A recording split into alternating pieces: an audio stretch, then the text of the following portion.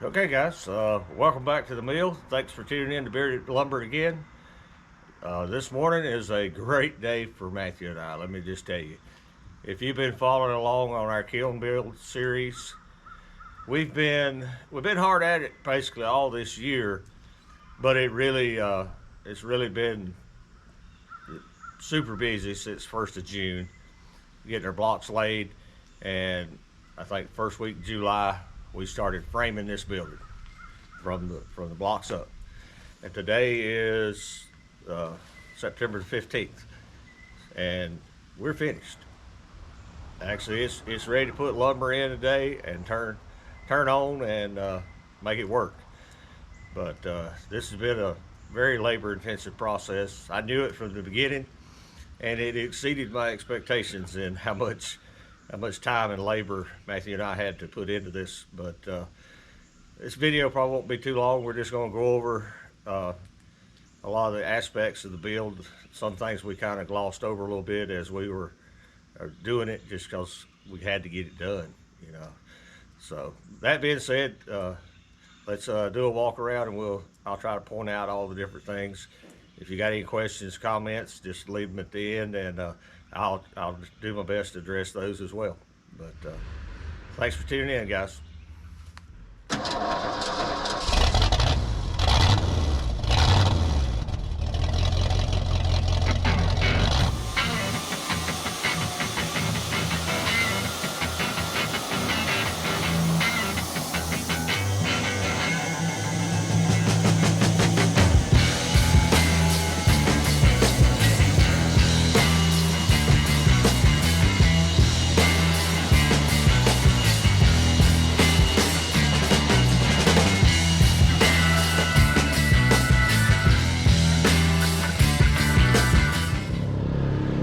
There comes Matthew on his long commute to work.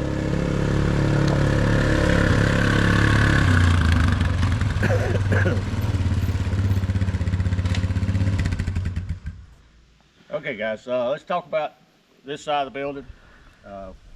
There's a lot of work getting the framing up, getting the roof on it. We still got some grading to do back here. It's needs to be done, but we've been working on the kiln part, so maybe next week or two we'll get this finalized, a little fine grading. Yeah, Vader's full of himself this morning. He about bowled Matthew over. He come running in like a wrecking ball. So let's walk down the hill. You can see the end of the building. We still got to put lumber on it, but that's projects for the next week or two. Finish up. We got some plug-ins and lights we're going to put in that are not affiliated with the kiln. That's for a later date. Our doors are finished. Matthew worked late last night while I was sawing, putting in all the door seals. We got both our latches. We only put one on last night, so we were ready to go home. Let me get it. I think we got in the house, what, after 9 o'clock last night? Yeah. It was late. Okay, let's take a look inside, see what we got. Matthew worked on our seals yesterday. Here's the overlap seal. Here's our side door seal, as well as the upper seal. And we got the sweep installed on the bottom. Swing this open. Went ahead and got everything finished, cool sealing on the inside. Let me get this door up out of the way.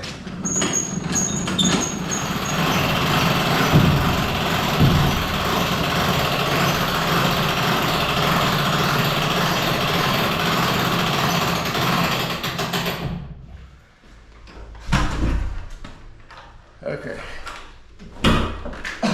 We had to add a catch at the top to keep the doors pulled together. I know a lot of you made comments about these doors being huge. They are. I knew from the get-go that we was going to have to do something to hold the load while they're closed, because they're going to spend 99% of their time closed. The only time these doors are going to be open is we're out taking wood out and putting wood in. I thought that I might use a piece of steel, you know, something to slide it up on, but Matthew had this idea and I went with it and I like it. I got a plate that mounts to the door, and then I got this plate that has a jack bolt. It's adjustable. So this wheel can go up or down. And we got it hit, when it hits concrete, it's picking up about I don't know, 1/4 inch or less, but it's carrying all the load so that this door's not having to. That's all it's doing. It picked up enough load to when it's sitting here, there's no load on those hinges trying to pull it down. And if you build a set like this, you need to incorporate something similar, because this kind of weight set there is going to sag over time. But that little wheel will fix itself. Okay, let's move on. Okay, try to slow down and go through all this as an overview. Excuse all the tools in the floor. We quit last night and just called it quits. We'll go ahead and move this fan. Talk about the fans first. As you can see, we got our all our exhaust fans in. Wood Mizer, when you buy this kiln package, sells it with, I just looked on the website yesterday. You can buy this kiln package for $7,950. It comes with 2 fans.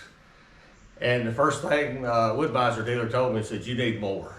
Why they don't, I'm sure it's to keep the cost down, because these fans they're like $550 a piece. But if you buy a package with only 2 fans, you'll probably regret it. You're not gonna get enough airflow. 6 may be overkill. What Matthew and I have been discussing is probably hardwoods that's gonna run for a month. We might run 2, 3, or 4 fans.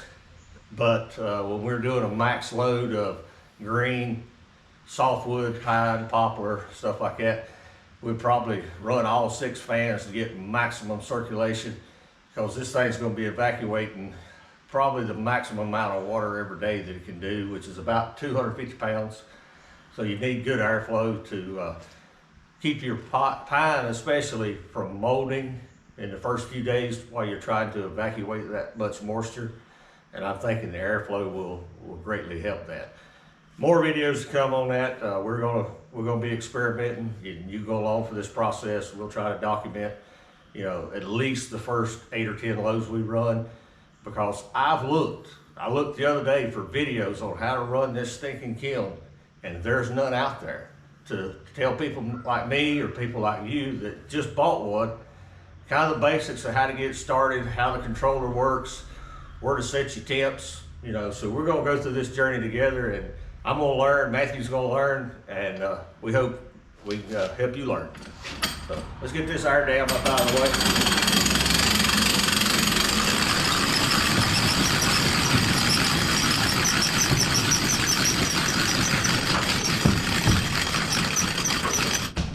Okay, let's go over some of the aspects of our kiln build. Let's just start with the box. Our box is built out of 5.5 inch by 10 foot tall, basically 2x6s. We had our spray foam guy, Jamie Wackler. He come in and put 5.5 inches of closed cell in the walls. This is 4 inches thick here, but he did such a good job filling the doors. We were intended on sanding it smooth and putting metal on it. So we just went ahead and cool sealed it and left the extra volume. So it's anywhere from 4 to 5 inches thick on the doors, which is excellent. After the spray foam, we had to go ahead and put a 4mm vapor barrier. We taped all the holes where we stapled it, staked the seams. And I think this building was 32 sheets of plywood. And I caulked every seam on the floor, the joints, the ceiling. And then Matthew and I used 3 buckets, 15 gallons of cool seal as a sealer / reflective coating. It's a nasty job. We even cool sealed the back of a brand new door. Moving on,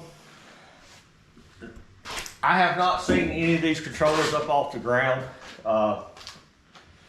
This may be a Wood Mizer recommendation that they're lower, but I had issues with drain is one of my main issues because of our elevation. I wanted to be able to get that drain into a 5-gallon bucket.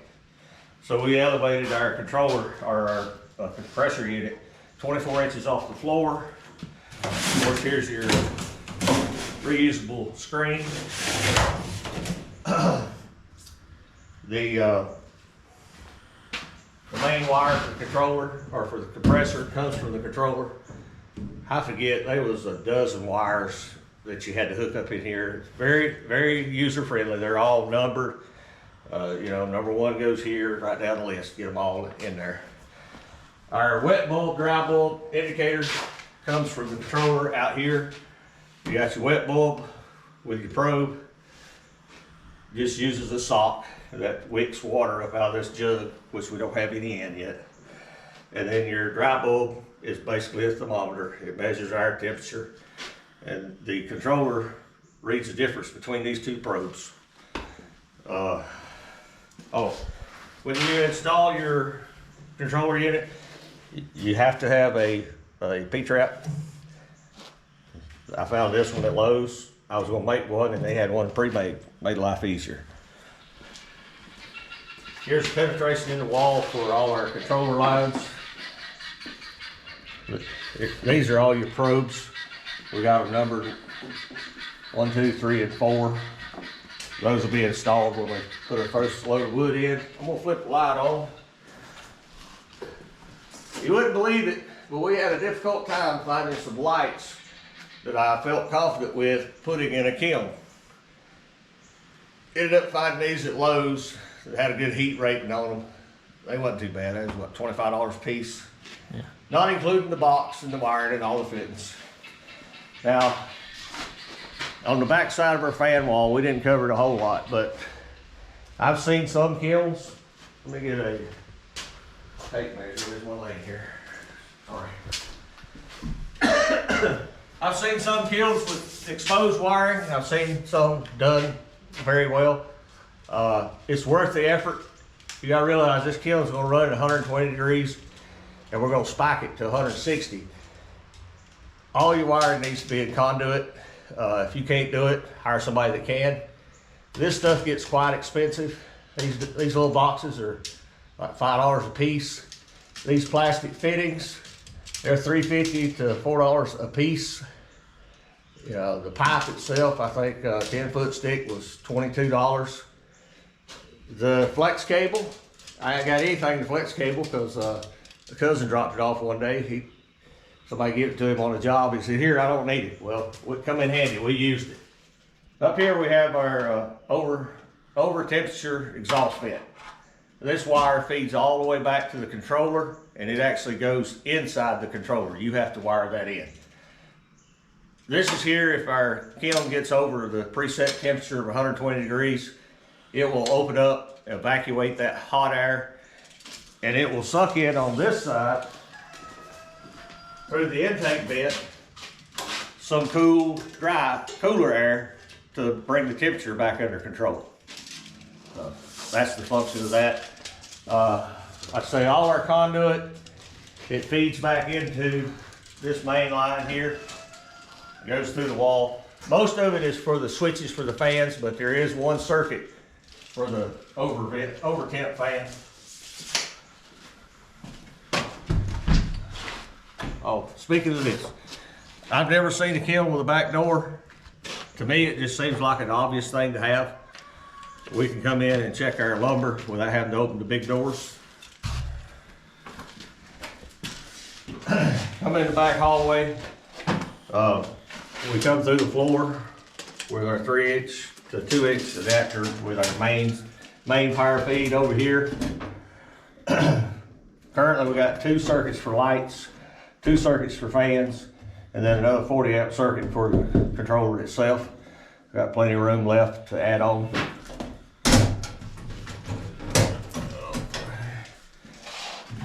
This is the controller itself. Here's all those cables coming through the wall. We'll go over the operation of this when we start running some lumber. Go into more detail because I've been looking for it, can't find it. Got a 220 volt power supply. They supply this plug-in, but you have to buy the cable, the box. You actually have to cut your own hole in the box to wire the cable. Then this is the over temp wires for that fan. You have to cut your own hole and wire these in. It's pretty easy when you get inside. They got a bus block. You just put your two terminals in. Here's the port where the power cable is going out to the compressor. We got all 6 of our fans. I actually split them up. This is one 220 circuit, and this is another 220 circuit. They pull about 3.5 amps a piece, so we got plenty of power for that. We just simply added two lights, have them laying around. Spray foam back here. We went ahead and had the Jamie do the ceiling, and he pulled it down over the walls a little bit just to seal it off tight. We still want to go back and put wood on this wall. We just haven't done it yet. Now this door, I got one on that end, and the kiln, a door going in the kiln. Leave your answer in a comment. Why do I have another door on this end of the building? You got your comments in? Okay. This door leads out into the second bay. It's maybe for another kiln one day. When this one's too busy, you can't keep up. You walk down the hallway. Maybe one day there'll be another one sitting here. Here's our drain pipe. I gotta cut it off, put an elbow on it. But I want it high enough I could drop it into a 5-gallon bucket, maybe 2. Try to capture the water to be able to measure the outtake. There's the last thing we gotta do. We gotta spray foam that hole, and should be done. This side of the building, you can see all our effort we put into framing. The main beam up here is 3 2x10s with 2 sheets of plywood between them and liquid nails. Ended up having to put a carrier here to pick up the load. Put this little scissor truss in to stabilize this this little small post here. This post is only, I think it's undersized. It's only a 9x9, but I believe it'll do the job. But it's holding up. 20-foot header above us, built the same way. 2 2x10s with plywood and liquid nails between them. And the last bay is built just like the other one. It actually ended up just a little bit shorter. It's about 19.5 feet. And we clipped the corners. I could have easily laid blocks all the way out. I just didn't want to look at blocks forever. Plus this saves a lot of money on block material. And I think it'll look better in the end. But we still got to put the board and batten on that wall as well as the other one. And we're going to hang a couple lights and have some plug-ins out here. But if you look above our kiln, we ended up with an air space.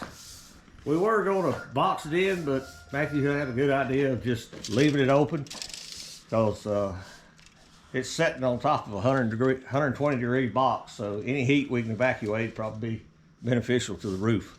So we're going to leave it just like it is. But guys, that's our kiln build.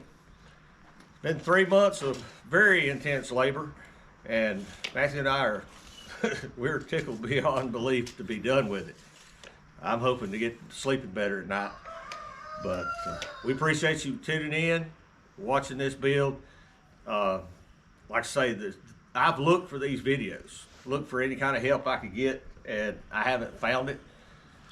If you're into this process or you're thinking you want to get into this process, shoot me a comment. We can talk. I can give you some helpful ideas, some pitfalls we got into, some things we did wrong, had to go back and fix. There's a lot going on here. There's a lot There's a lot of framing. There's a lot of underwork that's done before you start. You know, a lot of wiring, a lot of mapping out the processes, how you want it to work. That's why they sell these package units. You just pay your money up front, and they bring it out here and set it on a slab, put wire to it, and you're ready to go. But that didn't work for us. That being said, it's been an enjoyable series. I hope you've enjoyed it. And we'll have videos coming up on running this kiln. I want to get more detail to help you out, give you the kind of help I'm looking for that I haven't found on how a newbie starts and runs a kiln, and things you need to know, things you need to learn. I'm sure we're going to learn things the hard way like everybody else. But thanks for watching Bearded Lumber, and we really appreciate you tuning in. If you would, like, subscribe, and share. Tell your friends about us. Share it on Facebook. You'd be amazed how many people, you know, you share a little link, they look at it, they might like us. But thanks for tuning in, and we'll see you back at the mill, guys.